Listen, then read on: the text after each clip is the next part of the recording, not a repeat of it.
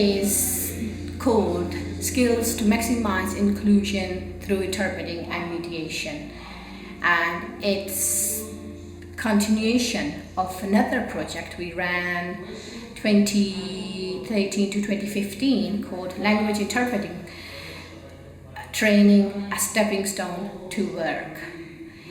So the idea was training interpreters in other partner countries, taking model from UK, which is 36 hours course, to other partner countries, Greece, Bulgaria, Germany and Italy. Learning from that project, it was so successful, it was selected as one of the European Commission Best Story. We wanted to expand on this with two elements in this project. One, to have trained interpreters, and other to have culture mediators, because in some European countries they use culture mediators to facilitate the communication between migrants or refugees and the professionals. To develop a blended learning platform, so a course for interpreting and cultural mediation that blends face-to-face learning and online learning to make a new resource for interpreters to really engage with this topic, to experience cultural mediation through video repository, but also through exercises and face-to-face learning with a trainer themselves.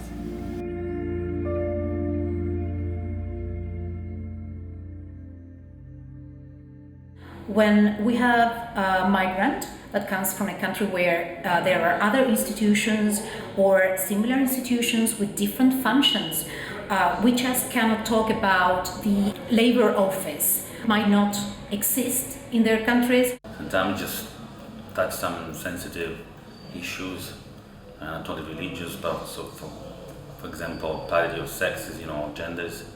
So of course it's quite difficult sometimes to work with interpreters. Also, for the case of an example, if you're just interpreting and assisting someone who's Muslim, you would never actually get assistance from a female interpreter, so they always ask for the male interpreter. Not knowing the cultural peculiarities of a certain nation may cause problems. And these situations are mainly connected to using different gestures in different countries. It could be considered as very impolite, while in southern nations especially, it is absolutely a common way of introducing, even meeting an unknown person. Large misunderstandings between people in light situations, but also in serious situations. Think about in a hospital or in a courtroom where there's a misunderstanding, a misdiagnosis of an illness or a misjudgment on a case.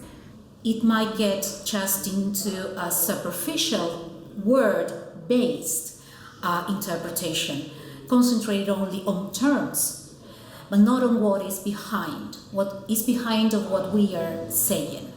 If authorities have the wrong idea or not have correct information you've been given from the client and you do not pass it on correctly in those circumstances, consequences could be disaster. The main result is that there's two parts who get misinformed and it comes to a great cost, of course, for the migrant, the refugee, who might not understand the situation correctly. And of course for the person representing an authority likewise will also be misinformed in some situations. I know that the interpreter's role is to stick to the words, but sometimes the words are not enough and it has a high cost, of course, both socially, or for the person affected, and financially, because it's often lots of money in the work we do with migrants and it's a waste. Huge things that a cultural mediator can improve can play as the literal mediator between these kind of issues. So that's why I think this is an important project that can build these relationships between not only the clients and the conversation partners, but also to help the civil society improve in that sense. I hope that the project is going to give resources to make a difference and to make interpretation and communication in the public services work better.